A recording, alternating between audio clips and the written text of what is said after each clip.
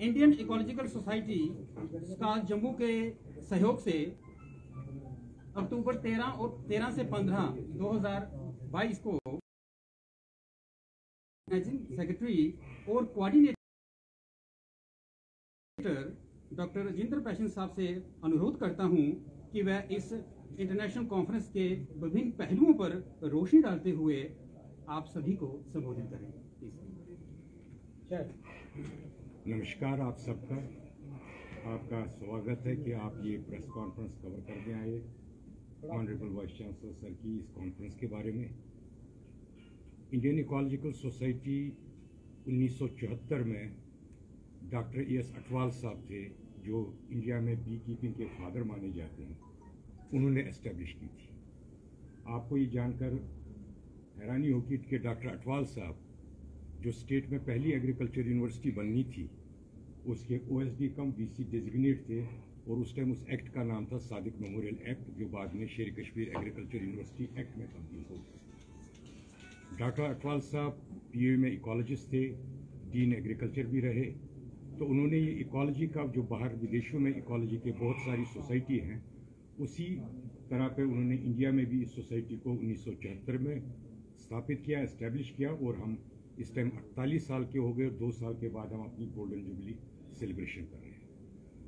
तो honourable vice chancellor sir ने जब यहाँ ये इन चीज़ों का जो कॉन्फ्रेंस कराने का या बाकी एकेडमिक और एक्सटेंशन एक्टिविटी कराने का, इन्होंने कहा कि एक इकोलॉजी रिलेटेड कॉन्फ्रेंस हो जाए जिसमें सारे मल्टी डिसिप्लिनरी साइंटिस्ट इंडिया और बाहर से आए। उसके तहत हमने ये प्रयास किया और सोसाइटी ने इस कॉन्फ्रेंस को इस साल अक्टूबर में करने का फैसला किया। ये भी आपको बता दूं कि 2016 में जो दूसरी इंडियन इकोलॉजिकल सोसाइटी की इंटरनेशनल कॉन्फ्रेंस थी, वो भी जम्मू में हुई थी और उसके भी उस टाइम जो चीफ गेस्ट थे इनॉग्रल में डॉक्टर जितेंद्र सिंह जी थे, और इस टाइम भी हमारे इनॉग्रल में doctor Jitendra Singh ji chief guest होंगे। इस कॉन्फ्रेंस में 2-3 विषयों पे बहुत गहराई से डिस्कशन होगा। एक है कि आजकल 2-3 स्कूल ऑफ साइंटिफिक कम्युनिटी में भी 2-3 तरह की चीज़ें चलती हैं कि एक क्लाइमेट चेंज है, उसमें एग्रीकल्चर का कितना रोल है क्लाइमेट चेंज में बिकॉज ऑफ मीथेन एमिशन, और जो फॉसिल फ्यूल यूज़ हो रहे हैं फॉर प्रोडक्शन फर्टिलाइज़र, पेस्टिसाइड या बाकी ऑपरेशन में, उनका कितना है। तो इस तहत UN ने सस्टेनेबल डेवलपमेंट जो गोल्स बनाए हैं, जिसमें इंडिया भी एक कंट्री है, मेंबर कंट्री है, उसके तहत उन्होंने सस्टेनेबिलिटी पे जोर दिया है कि एग्रीकल्चर सस्टेनेबल हो, और ये नहीं कि ईल्ड्स हमारी कम हो, ईल्ड्स भी यही रहें विदाउट डिप्लीटिंग नेचुरल रिसोर्सेज जो फ्यूचर जनरेशन के लिए। इन चीज़ों में जैसे जेनेटिक्स में या नई नई वैरायटियाँ पैदा करने में क्या कंट्रीब्यूशन साइंटिस्ट वर्ल्ड ओवर कर रहे हैं, या जो पेस्ट मैनेजमेंट में जिसमें बहुत सारे कीटनाशक या फफूंदी नाशक इस्तेमाल हो रहे हैं, उसमें क्या वर्ल्ड में हो रहा है। जैसे पॉलिसी इश्यूज़ हैं, उसमें क्या वर्ल्ड में हो रहा है, पॉलिसी में कौन सी कंट्री की क्या पॉलिसी है, उस इश्यूज़ पे।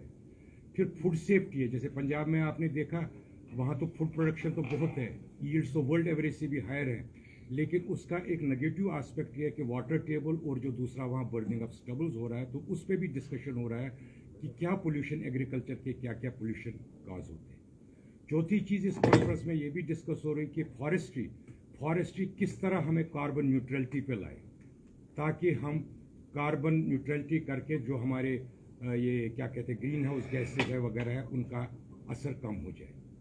दूसरी, आजकल बड़ा प्रकोप हो गया क्योंकि वर्ल्ड एक छोटा विलेज बन गया है, ट्रेड हर कंट्री से हर कंट्री में जाता है, तो उससे इन्वेसिव पेस्ट, जैसे कांग्रेस ग्रास आया था, इसको एक इन्वेसिव पेस्ट कहते हैं, जो हमारा यहाँ का खरपतवार नहीं थी, वो बाहर से जब मैक्सिकन वीट आई उसके साथ आया। उस पर भी विषय होगा कि जब बाहर से कोई चीज़ें आती है उसमें हमने क्या क्या सावधानियाँ रखनी चाहिए। और बाकी इस कॉन्फ्रेंस के बारे में हमारे ऑनरेबल वाइस चांसलर साहब आपको बताएंगे, जो इस कॉन्फ्रेंस के कॉन्फ्रेंस चेयर हैं, जो इसकी अध्यक्षता कर रहे हैं। Thank you.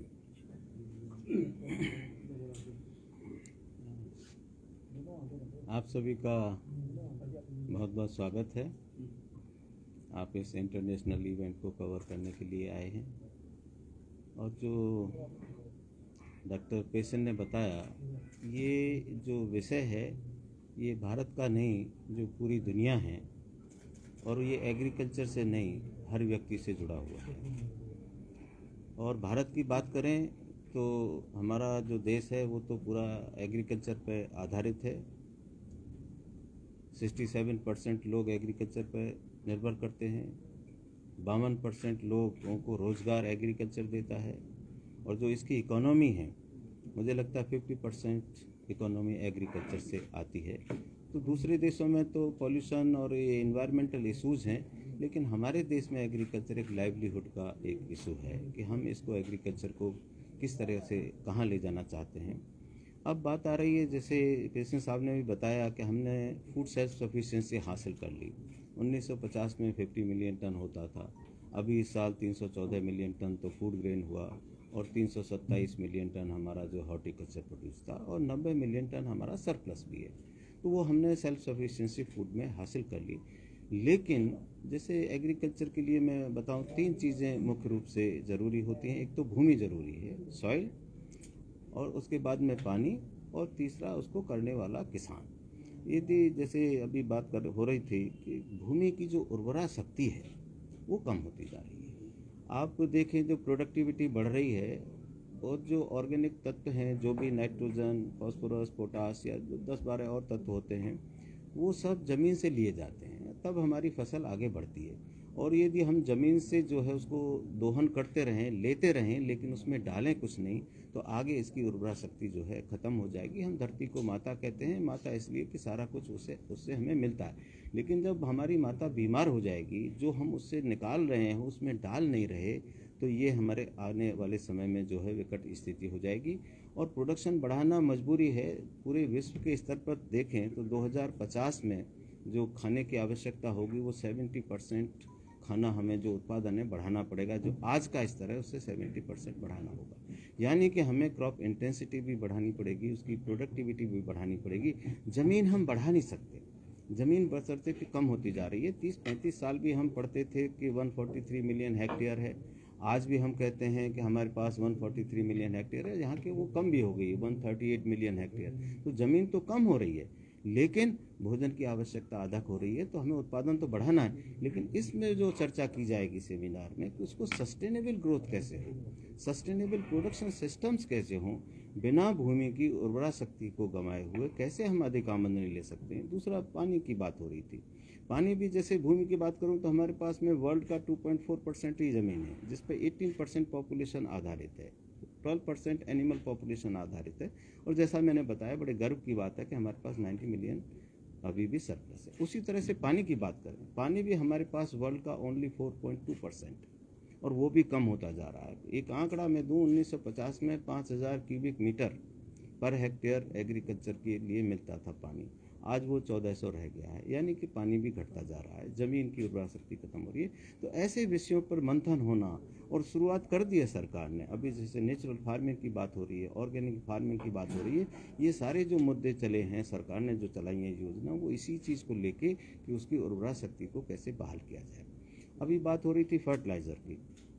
Fertiliser use efficiency, जो केमिकल फर्टिलाइज़र है उनकी हमारे यहाँ जो है 20-25% ही इफिशिएंसी है। यानी 100 किलो देते हैं तो उसमें से जो है 75 किलो तो वेस्ट हो जाता है, या वेस्ट होकर वो पानी के जरिए नीचे जाता है तो वाटर पॉल्यूशन होता है, ग्राउंड वाटर पॉल्यूशन, और ये एवेपोरेट हो जाता है तो जो एनवायरमेंटल पॉल्यूशन होता है। इसी तरह से जो वाटर यूज इफिशिएंसी है वो भी 20-25% है, 75% वेस्ट हो जाता है। तो हम इसमें चर्चा हो रही है, देश के स्तर पर हो रही है, और इसमें भी ये मुख्य विषय रखे गए हैं कि वाटर यूज इफिशिएंसी को कैसे बढ़ाया जाए। जो मॉडर्न टेक्नोलॉजी है, नैनो टेक्नोलॉजी और टेक्नोलॉजी, उनको कैसे इसमें लाया जाए जिससे पानी हमारा वेस्ट ना हो, उसकी जो यूज इफिशिएंसी वो बढ़े, फर्टिलाइज़र की यूज इफिशिएंसी बढ़े। कंजर्वेशन एग्रीकल्चर की इसमें बात होने वाली है, इसमें स्मार्ट एग्रीकल्चर की बात होने वाली है कि जो मॉडर्न टेक्नोलॉजी के माध्यम से हम किस तरह से अपनी सॉइल हेल्थ को मेंटेन कर सकते हैं। जैसे प्रिसीजन फार्मिंग है, हम धान में कितना पानी देते हैं, आपको शायद जान के ताज्जुब होगा, मैं पहले भी प्रेस कॉन्फ्रेंस में कह चुका हूं कि 1 किलो धान पैदा करने के लिए 3000 से 5000 लीटर पानी जो है किसान यूज करता है। और हम जब इसे एक्सपोर्ट करते हैं तो बड़े गर्व के साथ कहते हैं कि 30,000 करोड़ का हमने एक्सपोर्ट कर दिया। क्या हमने पानी की कीमत उसमें लगाई क्या? तो ये पानी एक अमूल्य चीज़ है, पहले से ही चल रहा था, लेकिन अब ये महसूस होने लगा है कि बिना पानी के ये आने वाला समय बड़ा संकट का होगा। इसलिए वाटर यूज इफिशिएंसी बढ़ाने के लिए हम क्या कर सकते हैं? ड्रिप इरिगेशन की बात हो रही है, माइक्रो इरिगेशन की बात हो रही है। तो अब इस तरह के जो विषय हैं, अब पानी जो देने के लिए कैसे पता लगे कि इतना इसमें देना चाहिए? किसान उसमें आधा फीट पानी भर के रखते हैं पैडी में। तो अब बात हो रही है सेंसर बेस्ड इरिगेशन सिस्टम की। सेंसर से ये हमें पता लग जाए कि वास्तव में क्रॉप को जो है पानी की ज़रूरत है क्या। इसी तरह से अब ड्रोन टेक्नोलॉजी की बात हो रही है कि फसल पकने की स्टेज में आ गई है क्या, वो हम उससे पता लगा सकते हैं। कई बार जो है हमारा बाढ़ आ जाती है, फसल नष्ट हो जाती है, तो क्रॉप लॉसेस कितने हुए हैं ये भी ड्रोन टेक्नोलॉजी, और आपको जान के बड़ी खुशी होगी कि हर केवीके को सरकार के माध्यम से एक ड्रोन उपलब्ध कराया जा रहा है, जिससे वो किसानों की सेवा में जो है ये सारी चीज़ें कर सकें। तो इन चीज़ों पर कंजर्वेशन एग्रीकल्चर है, बायोडाइवर्सिटी है, इन सारे विषयों पर जो चर्चा होने वाली है यहाँ पर। और हमें जैसा बताया गया है कि यहाँ बहुत बड़े बड़े वैज्ञानिक जो वर्ल्ड लेवल पर सम्मानित हो चुके हैं, चाहे अमेरिका से हैं, चाहे जर्मनी से हैं, चाहे डेनमार्क से हैं, बांग्लादेश से हैं, नेपाल से हैं, केन्या से हैं, ये सारे यहाँ पर मंथन करेंगे। करीब 300 वैज्ञानिक होंगे। 3 दिन ये कार्यक्रम चलेगा और मुझे उम्मीद है कि जो 3 दिन का ये जो मंथन होगा, जो ये विषय हैं, जो सब विषय सिर्फ भारत के लिए नहीं, जैसा मैंने कहा, ये हर देश के लिए जो है इसकी जो उपयोगिता है, तो इस पर जो यहाँ पर चर्चा होगी। और जैसा बताया गया कि माननीय मंत्री डॉक्टर जितेंद्र सिंह जी इसका उद्घाटन करेंगे 13 तारीख को 12 बजे। और मैं आप लोगों को भी इसमें आमंत्रित करता हूँ, उस कार्यक्रम में आप भी आएँ। हाँ, अभी डॉक्टर साहब ने मुझे जानकारी दी, नॉर्मन बोरलॉग जिनको अवार्ड मिला है, हाँ मिलेगा, डॉक्टर गोविंद सिंह जी, वो भी गोविंद राज जी भी इसमें आ रहे हैं। नॉर्मन बोरलॉग वो व्यक्ति थे जिनने जो ग्रीन रेवोल्यूशन 1965 में जो ग्रीन रेवोल्यूशन की बात हुई थी, हरित क्रांति, तो वो इसके जनक थे और उन्होंने का बहुत बड़ा कंट्रीब्यूशन है। ऐसे लोग भी इसमें पार्टिसिपेट कर रहे हैं। तो मुझे आशा है कि जो भी मंथन हो के यहाँ पर इसकी रिकमेंडेशन आएंगी भारत के लिए, और क्योंकि ये इंटरनेशनल लेवल का इवेंट है तो विश्व के दूसरे देशों के लिए भी जो रिकमेंडेशन होगी वो कारगर होंगी।